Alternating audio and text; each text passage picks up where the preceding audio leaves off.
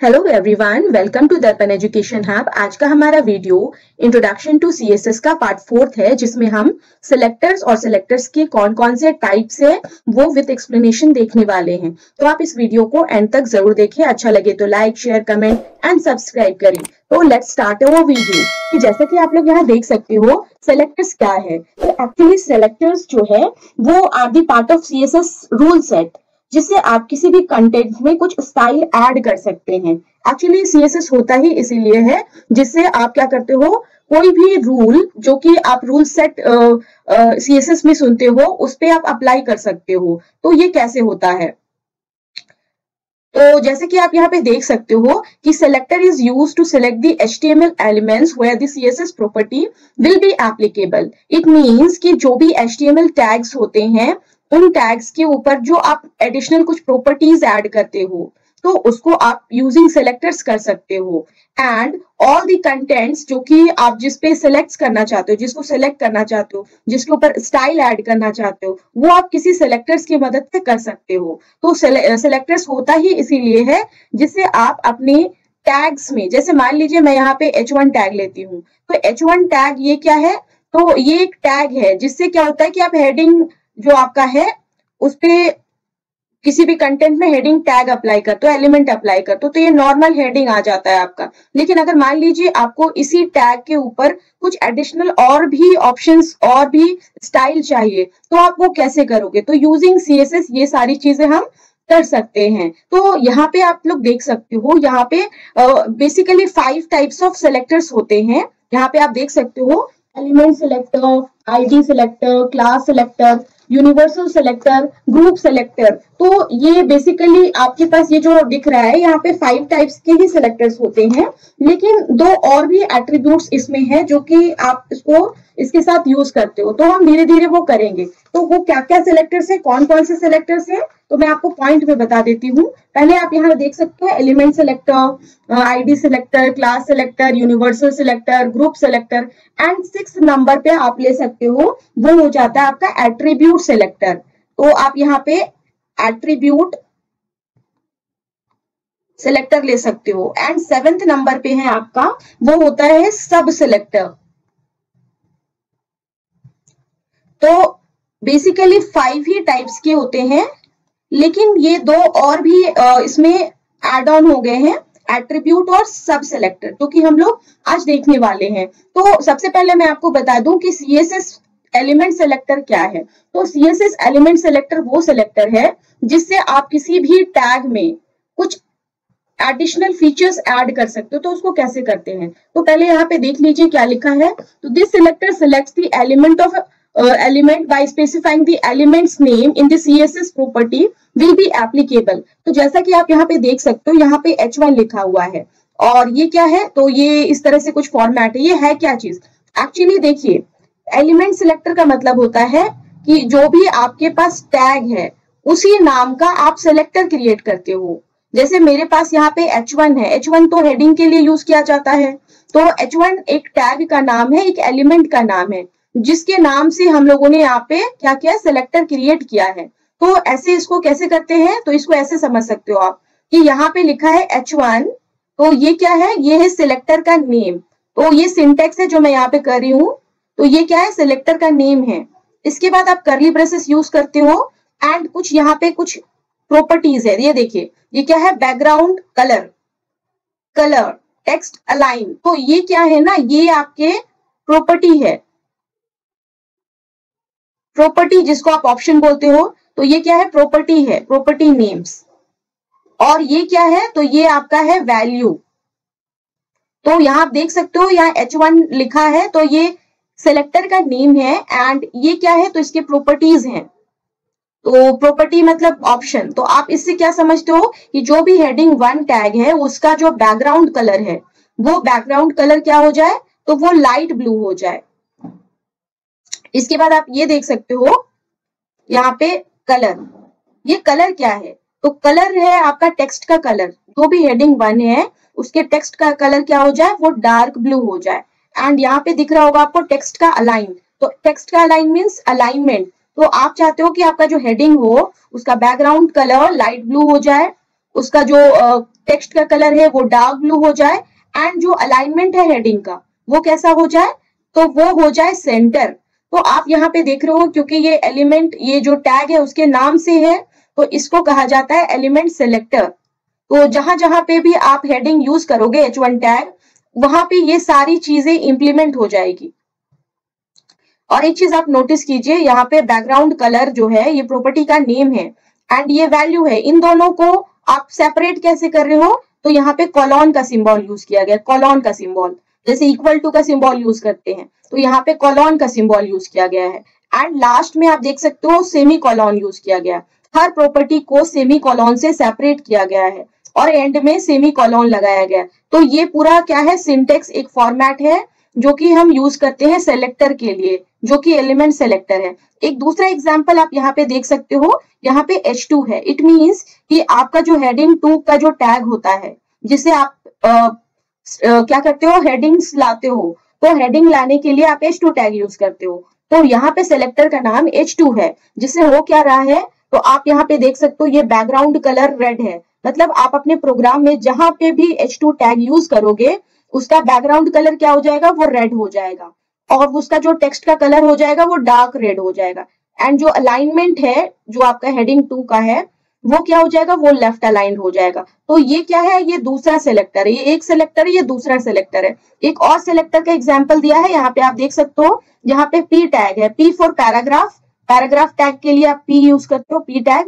तो यहाँ पे अगर आप पैराग्राफ, मान लीजिए अपने प्रोग्राम में पैराग्राफ लाना चाहते हो, तो आप P टैग यूज करते हैं ना इस तरह से, तो P टैग क्लोजिंग हो जाता है। तो ये क्या होता है, ये बॉडी टैग के अंदर आप यूज करते हो, तो बॉडी टैग के अंदर ये यूज होता है। लेकिन यहाँ पे पैराग्राफ का जो सिलेक्टर है, अगर आप ऐसा करते हो तो अपने प्रोग्राम में, अपने कोडिंग में जहां पे भी आप P टैग यूज करेंगे उसमें उसका बैकग्राउंड कलर लाइट ग्रीन हो जाएगा, टेक्स्ट का कलर डार्क ग्रीन हो जाएगा और जो अलाइनमेंट है वो क्या हो जाएगा, वो जस्टिफाइड हो जाएगा।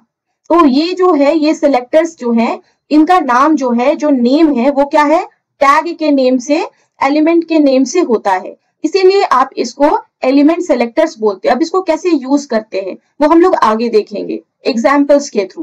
यानी आप ये समझ लो कि एलिमेंट सेलेक्टर क्या है और ये क्या कर रहा है, एडिशनल फीचर्स ऐड ऑन। अगर हम लोग नॉर्मल H1 यूज करते हैं तो क्या होता है, सिर्फ हेडिंग बड़ा सा आ जाता है, वेलकम,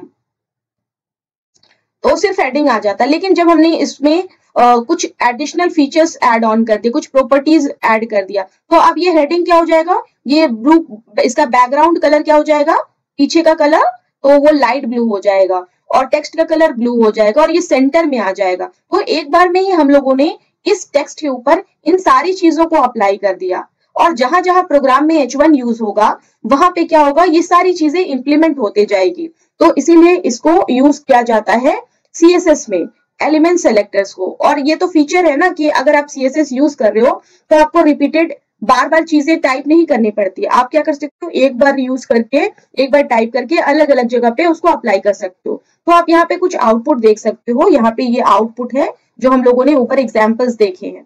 तो यहाँ पे आप देखिए कि ये जो इसका ये जो आउटपुट है यहाँ पे, ये कैसे लाया जाए। तो अगर आप HTML में करोगे या सिंपल आप HTML5 में करोगे तो ये करने में थोड़ा सा टाइम लग जाता है, थोड़ा सा लेंदी हो जाता है, टाइपिंग कोडिंग ज्यादा करना पड़ता है। लेकिन जब आप इसको CSS में करते हो तो CSS में करने से क्या फायदा है कि आप एक बार अप्लाई करोगे, मान लीजिए मैंने यहाँ पे एलिमेंट सेलेक्टर यूज किया और पैराग्राफ में ये सारी चीजें यूज कर ली है, तो एक बार यूज किया तो वो हर एक पैराग्राफ में जहां जहां P यूज हुआ है वहां पे वो अप्लाई होने लगेगा, इससे मेरा टाइम सेव हो जाएगा। तो यहाँ पे आप देख सकते हो एक प्रोग्राम का एग्जाम्पल दिया हुआ है। तो इस एग्जाम्पल में आप देख सकते हो कैसे पिछले क्लास में आपने देखा था कि जो CSS है वो उसका टाइप्स होता है। तो CSS का आपने देखा था कि एक इनलाइन होता है, दूसरा आपका हो जाता है इंटरनल CSS और third one is that is external CSS। तो एक्सटर्नल CSS जो है, इंटरनल CSS और इनलाइन CSS, ये क्या है, CSS के टाइप्स हैं। तो इन टाइप्स में से आप जो CSS यूज कर रहे हो, तो ये किस तरह का CSS है, ये CSS किस तरह का है, आपने लास्ट क्लास में देखा है। जब आप बॉडी टैग में, जब आप हेड टैग में क्या करते हो, आप हेड टैग में स्टाइल टैग यूज करते हो और हेड टैग में स्टाइल के साथ आप यूज करते हो सेलेक्टर्स, तब ये क्या है, ये is a type of internal CSS। ये किस तरह का CSS है? तो ये इंटरनल CSS है। और इंटरनल CSS में आप क्या करते हो, हेड और हेड के अंदर आप क्या करते हो, स्टाइल टैग यूज करते हो। तो यहाँ पे आपने स्टाइल टैग यूज कर लिया। अब यहाँ पे देख सकते हो P टैग लिखा है, P टैग फॉर पैराग्राफ।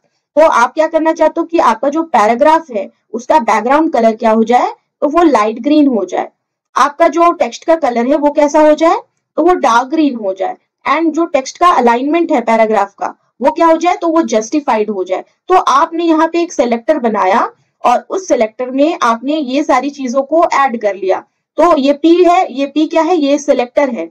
और ये चीज आप क्या करोगे, आप अपने प्रोग्राम में यहाँ पे देख सकते हो बॉडी टैग है, और बॉडी टैग के अंदर में बहुत सारे क्या है, टैग्स यूज किए हैं। तो पैराग्राफ यहाँ है, पैराग्राफ यहाँ है, पैराग्राफ यहाँ है, एंड पैराग्राफ यहाँ है। तो जहां पे भी पैराग्राफ के लिए P टैग यूज किया गया है, तो जहां पे भी पैराग्राफ के लिए P टैग यूज किया गया है, उन सारी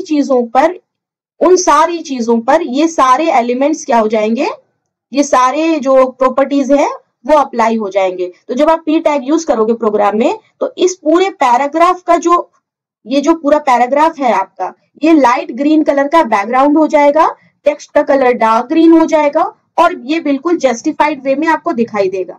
तो ये सिर्फ इस पैराग्राफ के लिए है। लेकिन अगर आप नीचे की बात करो, ये वाला P टैग, तो ये वाला P टैग जो यूज किया आपने इतनी दूर तक, तो ये जो चीजें आपने ऊपर सिलेक्टर में की है वो सारी चीजें इस पे भी अप्लाई हो जाएगी। इसी तरह से एक और P टैग है, एक और पैराग्राफ के लिए यूज किया गया है, तो ये है। तो यहाँ पे भी आपका क्या हो जाएगा, वो जो सिलेक्टर पे आपने किया वो अप्लाई हो जाएगा। इसी तरह से आप देखिए यहाँ पे H1 टैग है। क्या मैंने ऊपर में सिलेक्टर बनाया H1 का? यस। तो आप यहाँ पे देख सकते हो H1 टैग है, H1 सिलेक्टर है। तो ये सिलेक्टर है H1 और इसका बैकग्राउंड कलर लाइट ब्लू है और कलर क्या है, डार्क ब्लू है। टेक्स्ट का अलाइनमेंट क्या है, सेंटर है। और H2 के लिए भी आपने सिलेक्टर बनाया, हेडिंग 2 के लिए भी इसमें है रेड कलर का बैकग्राउंड कलर, डार्क रेड आपका टेक्स्ट का कलर, और अलाइनमेंट हो जाता है लेफ्ट।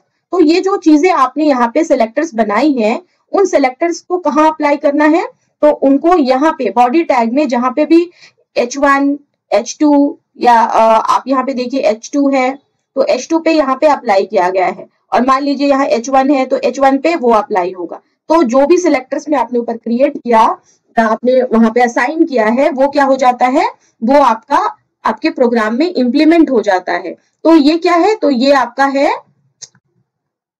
एलिमेंट सिलेक्टर, जिसको आप क्या बोलते हो, टैग सिलेक्टर्स। तो यहाँ पे आपको मैंने दिखाया था कि सबसे पहले कौन सा सिलेक्टर होता है, तो एलिमेंट सिलेक्टर। आप एलिमेंट सिलेक्टर को टैग सिलेक्टर भी बोल सकते हो, एलिमेंट सिलेक्टर को टैग सिलेक्टर भी कहा जाता है, क्योंकि जो भी एलिमेंट्स, जो भी टैग है उसके नाम से सिलेक्टर होता है, इसीलिए। नेक्स्ट हमारा है वो है आईडी सिलेक्टर। आईडी सिलेक्टर क्या है, तो आईडी सिलेक्टर वो सिलेक्टर है जिससे हम, जिस तरह से CSS में फीचर्स को अप्लाई किया गया, तो उसी तरह से आप आईडी सिलेक्टर से भी ये काम कर सकते हो। तो आईडी सिलेक्टर कैसे काम करता है, तो हम आते हैं नीचे, यहाँ पे आप देख सकते हो आईडी सिलेक्टर के बारे में कहा गया है। तो आईडी सिलेक्टर क्या करता है कि HTML के जो टैग्स होते हैं उसके ऊपर आप क्या करते हो, आईडी एट्रीब्यूट यूज करते हो। जैसे कोई भी टैग है, P टैग है, तो P टैग के साथ आप एक एट्रीब्यूट यूज करते हो, ID is equal to, and इस तरह से। तो ये जो आपको दिख रहा है ये ID, ये एक एट्रीब्यूट है, ये एक ऑप्शन है जो कि आप किसी भी टैग या एलिमेंट के साथ यूज कर रहे हो। तो ये कैसे काम करता है, तो पहले आप आईडी सिलेक्टर समझो। तो आईडी सिलेक्टर वो सिलेक्टर है जो कि HTML के एलिमेंट्स में से आईडी को, एट्रीब्यूट को सिलेक्ट करने में मदद करता है। किसी भी स्पेसिफाइड, किसी भी, कोई भी, मान लीजिए H1 टैग है, तो आप H1 टैग के साथ आईडी लगाकर अपना काम कर सकते हो, आईडी सिलेक्टर्स का काम कर सकते हो। तो ये स्पेसिफिक किसी भी टैग में किया जा सकता है। इससे पहले हम लोगों ने देखा था वो था एलिमेंट सिलेक्टर। और एलिमेंट सिलेक्टर अगर आपने ऊपर में स्टाइल टैग के बाद जो भी आपने सिलेक्टर यूज किया है, वो सारे आपके डॉक्यूमेंट के सारे बॉडी के अंदर जितने भी चीजें, जितनी भी आपने टैग्स यूज किए हैं, उन सब पे अप्लाई होता था। लेकिन यहाँ पे क्लास आईडी सिलेक्टर में क्या हो रहा है कि कोई स्पेसिफिक एलिमेंट है, कोई टैग है, उसके ऊपर आप अप्लाई कर रहे हो, सबके ऊपर अप्लाई नहीं कर रहे हो। तो it is use to select one unique element, किसी भी एक एलिमेंट पे आप अप्लाई करते हो, सारे टैग्स पे अप्लाई नहीं करते हो। और वहां पे एक स्पेशल सिंबल यूज किया जाता है, हैश सिंबल, जिससे आप आईडी को ये जो आईडी है उसको आप क्या करते हो, उसको उससे एक्सेस करवाते हो। तो ये कैसे काम करता है हम लोग नेक्स्ट नीचे देखते हैं। यहाँ पे एक एग्जाम्पल दिया हुआ है, आप लोग यहाँ देख सकते हो। तो यहाँ पे